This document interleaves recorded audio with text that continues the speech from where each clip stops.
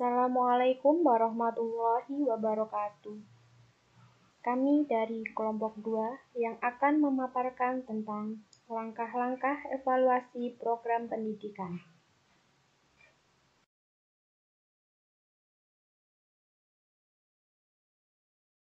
Sebelumnya, perkenalkan dulu, kami dari kelas MPI 3A yang beranggotakan 1.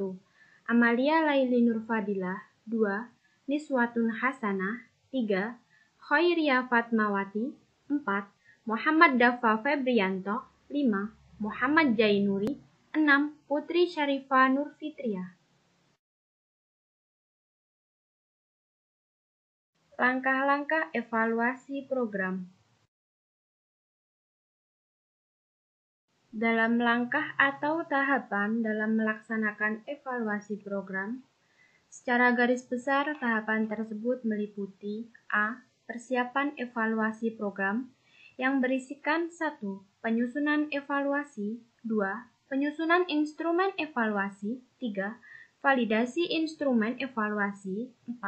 Menentukan jumlah sampel yang diperlukan, 5. Penyamaan persepsi antar evaluator sebelum data diambil. Adapun penyusunan terkait dengan model diantaranya 1. Model Shift, 2. Model Meet, Visual and Michel, 3. Model Stage, 4. Model Kesenjangan, 5. Model Glaser, 6. Model Michel Scriven, 7. Model Evaluasi Kelawanan, dan 8. Ada model Need Assessment.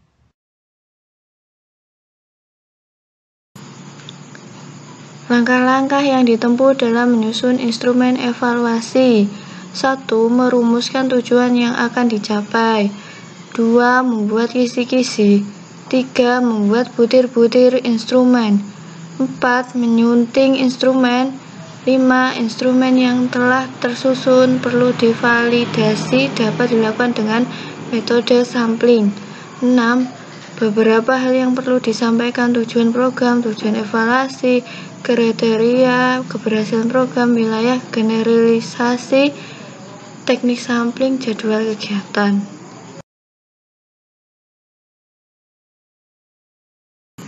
B. Pelaksanaan evaluasi program. Evaluasi program dapat dikategorikan evaluasi relatif, evaluasi rencana, evaluasi proses, dan evaluasi hasil.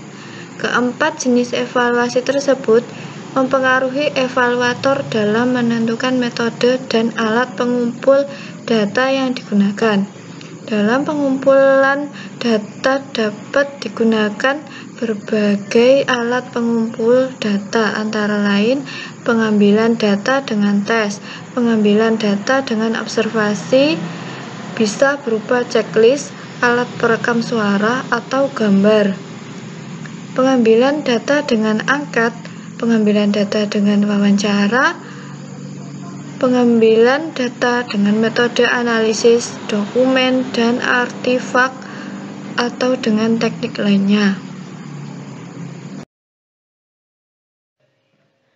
C. Tahap monitoring atau pelaksanaan.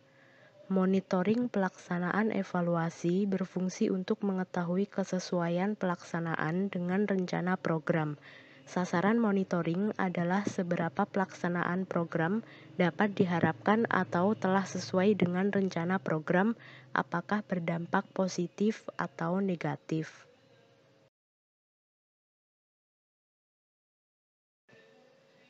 Teknik dan alat monitoring dapat berupa 1. Teknik pengamatan partisipatif, 2. Teknik wawancara, 3. Teknik pemanfaatan dan analisis data dokumentasi, 4. Evaluator atau praktisi atau pelaksana program, 5. Perumusan tujuan pemantauan, 6. Penetapan sasaran pemantauan, 7. Penjabaran data yang dibutuhkan, 8. Penyiapan metode atau alat pemantauan sesuai dengan sifat dan sumber atau jenis data, 9. Perencanaan analisis data, pemantauan, dan pemaknaannya dengan berorientasi pada tujuan monitoring.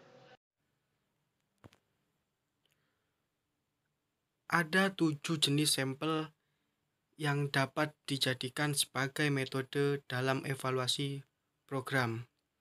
Di antaranya adalah yang pertama, proporsional sampel, yaitu pengambilan sampel yang memperhatikan pertimbangan unsur-unsur atau kategori dalam penelitian. Yang kedua, stratified sampel adalah cara pengambilan sampel dari populasi yang terdiri dari strata yang mempunyai susunan bertingkat. Yang ketiga, purposive sampel, yaitu cara pengambilan sampel dengan menetapkan ciri yang sesuai dengan tujuan. Yang keempat, kuota sampel, yaitu ruang dan tempat belajar, baik yang tersedia di rumah maupun di luar rumah.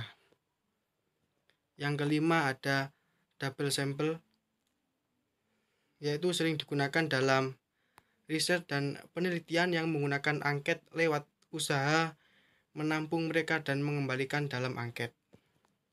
Yang keenam ada area probability sampling, yaitu cara pengambilan sampel yang menunjukkan cara tertentu atau bagian sampel yang memiliki ciri-ciri. Yang ketujuh ada cluster sampel, adalah cara pengambilan sampel yang berdasarkan pada cluster-cluster tertentu. Selanjutnya ada langkah-langkah evaluasi hasil belajar. Untuk pengertiannya, yang pertama menurut Sawaludin, evaluasi merupakan bagian integral dari pendidikan atau pengajaran, sehingga tercapai perencanaan atau penyusunan. Selanjutnya menurut Slameto, pelaksanaan dan pendayagunaannya pun tidak dapat dipisahkan dari keseluruhan program pendidikan atau pengajaran. Hasil dari evaluasi yang diperoleh selanjutnya dapat digunakan untuk memperbaiki cara belajar siswa. Selanjutnya menurut Anas Sudijono, evaluasi dapat dilaksanakan tepat pada waktu yang diharapkan dan hasilnya tepat guna dan tepat arah.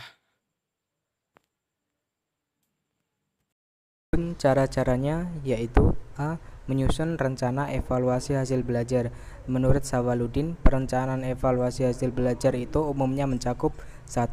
Merumuskan tujuan dilaksanakannya evaluasi.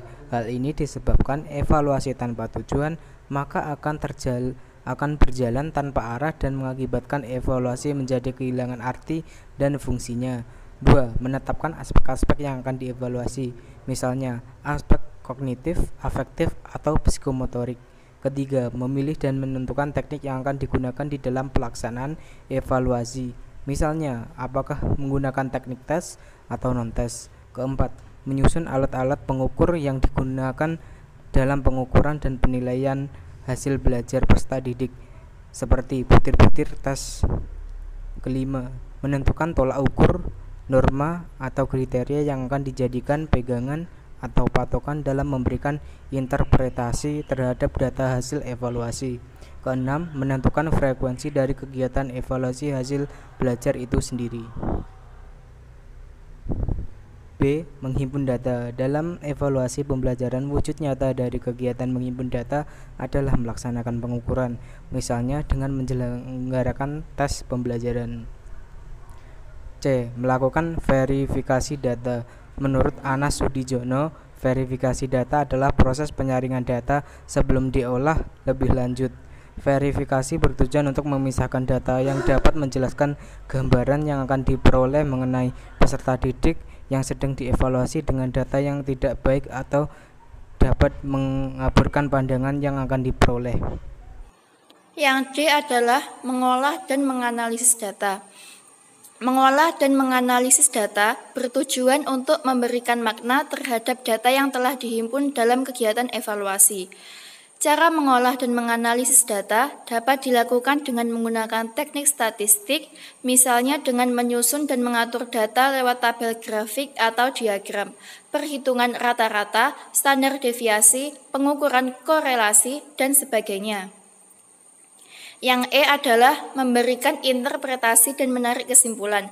Interpretasi merupakan verbalisasi makna yang terkandung dalam data yang telah mengalami pengolahan dan penganalisisan. Atas dasar interpretasi tersebut akan ditemukan kesimpulan yang mengacu kepada tujuan dilaksanakan evaluasi tersebut. Dan yang terakhir adalah tindak lanjut hasil evaluasi. Menurut Ana Sudiono, dari hasil evaluasi yang telah disusun, diatur, diolah, dianalisis, dan disimpulkan sehingga diketahui maknanya, maka elevator dapat mengambil keputusan atau merumuskan kebijakan yang perlu sebagai tindak lanjut dari kegiatan evaluasi tersebut.